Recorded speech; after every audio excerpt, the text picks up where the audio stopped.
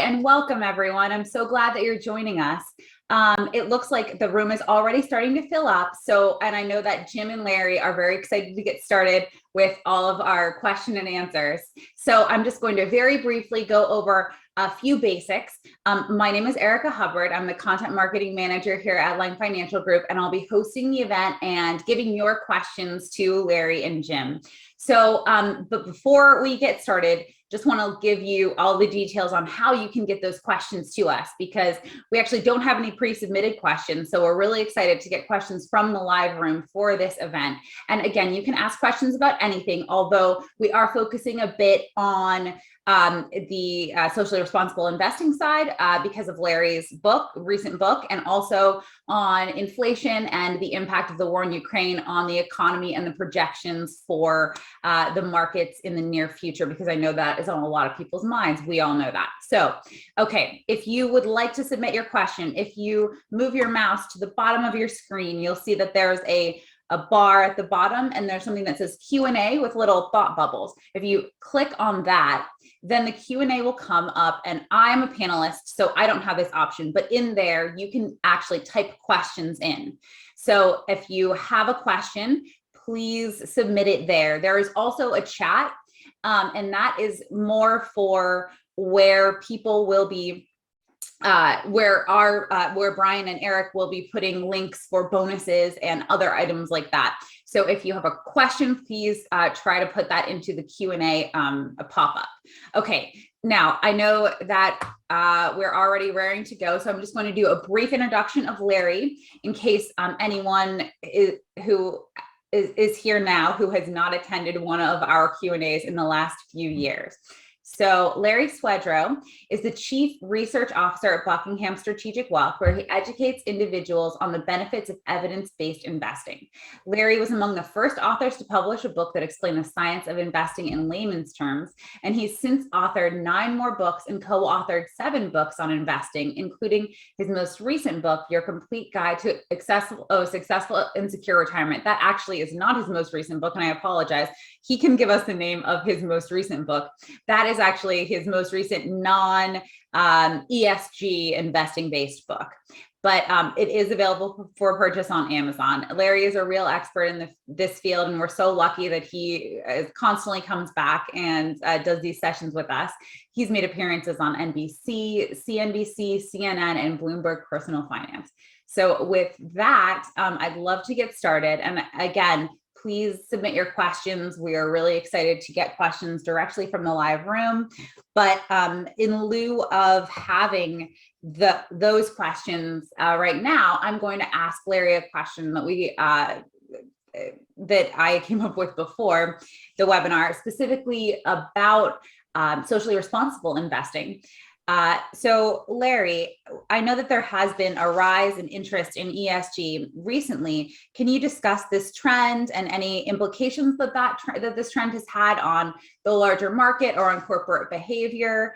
And I think a lot of people are also interested in learning about whether ESG is on balance as the returns are similar to non-ESG traditional funds. I got a lot to unpack there. That's why we wrote this book, Your Essential Guide to Sustainable Investing, which I co-authored with a friend, Sam Adams. Let's see if we can put this in some context. So first, what you might be called socially responsible investing goes back hundreds, if not even thousands of years. The best example might be in more recent times. Quakers during the Civil War were against, or even before that, investing in any business that was related to the slave trade. And that got expanded over time into exclusionary strategies, eliminating from portfolios companies involved in what you might call the trinity of sin stocks: tobacco, alcohol, gambling. Some people add defense or pornography, and that came under the banner of socially responsible investing. Around 2005, with the United Nations addressing the issues with their principles on this issue, we got to see a much broader trend that instead of focusing on your personal values, began to focus on company behavior. And this became the ESG, or environmental, which related to the climate change, of course, as well as pollution, social, which is things like diversity and equal pay, and then governance, that should be shareholder friendly. And that trend started to pick up, but it was very slow. We got, some billions of dollars every year moving in out of, markets that are in the tens of trillions. But around 2018, my guesses or assumption would be that it's related to the big changes that we've seen in the climate, and causing people to become much more focused on it. All of a sudden, you had tens of billions of dollars flowing in every month. And today, starting from almost zero 20 years ago, about 1/3 of all US assets are invested with some kind of sustainable strategy. Outside the US, it's more like 50% in Europe, and that trend is increasing. And those huge cash flows have had a big impact, which I'll discuss in a minute. But here's the general economic theory about the risk and return of a sustainable strategy. And that's always the right place to begin, is with economic theory. And then we'd like to see that the empirical evidence matches up with that theory to make sure your theory is right. And one of my favorite expressions is, if your theory doesn't align with the data, then you don't throw out the data, you throw out the theory and rethink what your assumptions are. So here's the very simple, clear explanations for why what you might call green stocks, or companies that have high ESG scores, should have lower expected returns and lower risk than the brown or the sin stocks. So the first we could call a taste or a preference-based explanation. And that is, if lots of people, millions of them, start screening out companies from their portfolios, those companies are going to end up with much lower price earnings ratios than companies that are favored. You might think of it as a very simple example. Two companies both earn $10 a share, but because lots of people are piling into stock A because they have high ESG scores, their PE might trade at 20. So the stock is at 20. You have earnings of $10. So your earnings yield is 5%, and that should be your expected return. On the other hand, you have the brown stocks that people are avoiding because maybe they have bad behavior to employees, consumers are boycotting them, whatever it might be, had environmental spills. People just are screening them out for those reasons. They may be trading at a 10 PE. So now you only paid $100 to get those $10 of earnings. You're going to get a 10% return. So it's a taste or a preference for companies that are green, drives their valuations up, and it holds down the valuations of the brown or sin stocks. That the empirical evidence supports that beautifully right up to 2018. There was a study done on what was called the Vice Fund, only owning the stocks in these sin industries, tobacco, alcohol, and gambling, and they had outperformed over about 100 years, 2.5% to 3% a year, depending on what model you use. So the theory and the evidence lined up beautifully. Now, there's one other point before I talk about what's happened recently.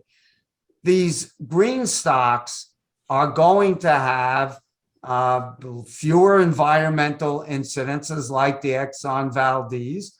They're going to have fewer consumer boycotts related to people not wanting to buy their products because of bad behavior. They're going to have better risk control, so there's fewer incidents of frauds. There's even a recent study showed that the green companies were spending more money to get high quality audits, which of course protects investors from future evidence of companies manipulating or managing earnings. So the evidence and theory would say green companies have less risk. Well, if you have less risk, then you should be willing to pay a higher PE ratio and you get lower returns for that.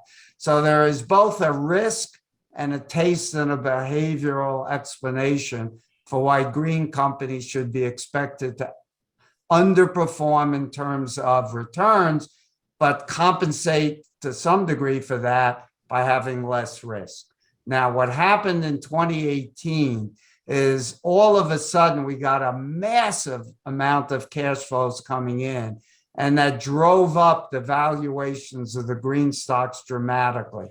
And there was a study done called Dynamic Equilibrium, which we discussed in our book. And here's what it found. They looked at what happened to the performance of the green and brown stocks over the period 2018 through 20.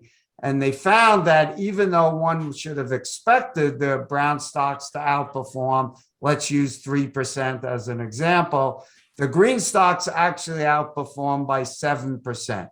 So what caused that? Was it a change in their earnings? So green companies became much more profitable and brown less profitable? The answer is no. All of that outperformance was explained by cash flows coming in, temporarily driving those valuations up and giving investors what you could call a short-term capital gain. But since you don't change their earnings, what that means is you get lower future returns. So you have this conflicting forces going on that brown stocks should have higher expected returns, but green stocks, if you get enough cash flow coming in, have higher realized returns in the short term.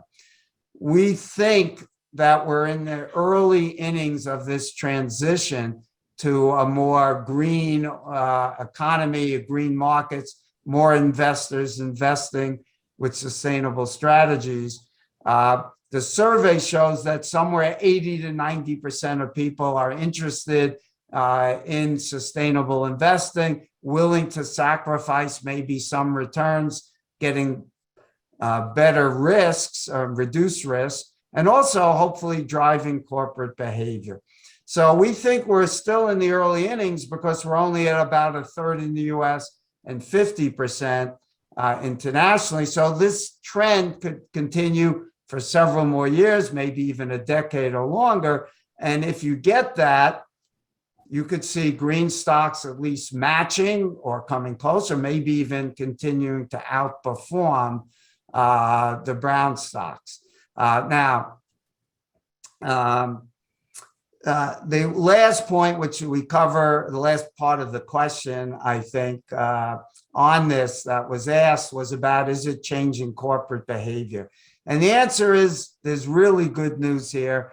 Companies that have low scores are getting screened out from investors' portfolios. That's leading to them having lower valuations than their competitors in the same industries.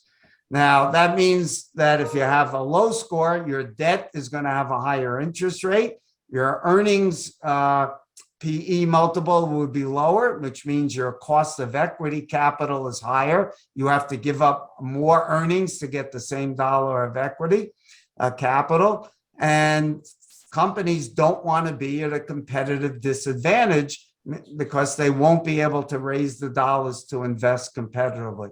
So companies with lower scores are acting in more favorable ways to try to get those higher scores, improving their ratings, and then they get more cash flows from investors, driving their valuations up. And that creates a virtuous circle here by companies trying to get ahead and get the best scores in their industries. And we are definitely seeing that behavior. I'll add one last point. That we are in the tightest labor markets we've ever been in history, with where we now have almost 2 job openings for every unemployed person.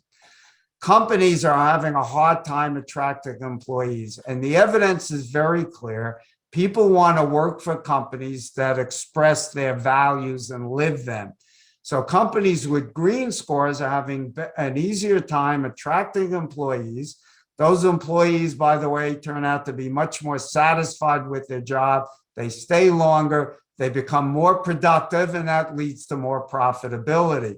So companies are aware of this as well, and you can see how this need to attract employees, make sure they're productive, et cetera, is changing not only investor behavior to invest sustainably, but it's actually making corporations change their behavior. So hopefully we answered all of those questions that were packed into that first one there. Absolutely. And I have a few. Sorry, yeah.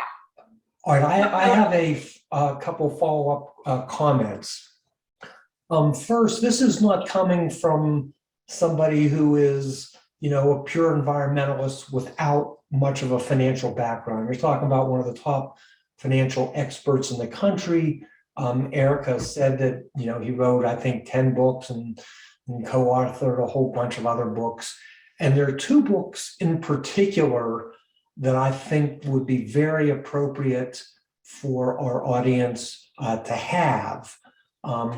The first one, which at least up to now has been my favorite, and maybe Larry, I'll ask you to hold it up. I'm moving and I don't have my copy handy, which is let's say the part that I can read is the Successful and Secure Retirement, or maybe it's your guide to successful and secure retirement, which is just a terrific book. And I think that really everybody should have that book. It's so valuable. And then, and that's, let's call it, I would say, classic investing, and actually beyond investing. I think what has happened with Larry, and it's happened to me to some extent, but even probably more with Larry, is as he grows and matures as a national prominent expert, things about retirement isn't just purely about money. And this most recent book, I think, does the best job of anything that I have seen Larry, or for that matter, anybody, write about some of the, let's call it, non-financial aspects of money, but it's written by somebody who is truly like the guru of money. So I think that is a valuable, very valuable book that Larry has written. And then the most recent book, what he is talking about now regarding socially responsible investing, and Larry, maybe I'll ask you to hold that one up, I think is really important for somebody who is perhaps now newly interested in sustainable investing. And I think they are both important. And I got my marketing team really flustered. 5 minutes before the call, I got the idea, I know, why don't we give everybody who stays till the end of the call a free copy of these books? And can you put up a little link, and can you do this, and can you do that? And they said, no, there's no time, we can't do that. And the other thing is, this is on Zoom, which is a different platform than Webinar Jam, where it's easy to do that. So anyway, here's the upshot of it. If you stay till the bloody end, which frankly, you should do this anyway. Larry's just such a great source of information. If you send an email, and what is it, Erica, to requests? Absolutely. Sorry, I tried to unmute myself and I actually turned off my video. So I was sending, as you were talking, to the chat, a little message telling people exactly what email address to send the message to, but it's requests@paytaxeslater.com. All right. And what we would need there is, and again, we don't have a form filled out. I literally thought of this idea 5 minutes before the call, as Erica is smiling and shaking her head, because she was one of the flustered ones when I said, well, gee, can't we have an easy thing that people can click on, et cetera, et cetera? She's saying, no. But anyway, I do want people to have it. I'm happy to not only pay for the books, but also to pay for the shipping. We will probably mail them out not together, but one at a time with some space in between. But that will be a bonus that will be available at the end of the, assuming that you stay on till the end of the webinar. And the other thing that I should mention, and we're going to try to be to not do a lot of offers, but the offer to have and the way, if you are interested in socially responsible investing, for a whole bunch of reasons, I'm going to say Buckingham is the way to do it. And then if we're going to combine our strategies, which was the subject of the first 3 webinars of this 4-webinar series, with us running the numbers and coming up with a financial master plan and doing assets under management, et cetera, et cetera. I'm not going to go through the whole thing, but if you are interested in that, you would have, and Erica, would you have a different email? Because I know, again, we don't have the form because of the different format. Maybe Erica will come on later and tell you how you would sign up for that consultation. But again, if you're interested in working with the combination of Buckingham, who is, let's say, the the company that Larry has the relationship with, and all the wonderful things that they do, and their 40-point process, and their wonderful enhanced index, and all the benefits that Larry's going to be talking about, as well as if you're interested in socially responsible investing and you're interested in our strategies, you would start with a discussion with me, and if we are a good fit, we would take it from there. So Erica, do we have a different email for that? Actually, we have a form for that, because unlike the last minute, really great unannounced bonus offer, we did plan in advance for people potentially wanting to consider working with us and Buckingham. So Brian actually is going to put a link in the chat that you can click, and then you would just fill out a form there. And then Aaron, our client service coordinator, would call you to set up, to take the next steps, which would involve you filling out a form and then eventually setting up a meeting with Jim. So yes, Jim, Brian will be putting that in the chat right now. And then also just to say again, if you would like a free copy of both of Larry's most recent books from us, just send an email with something like, yes, I want Larry's books, in the body of the email somewhere. Include your name and your mailing address.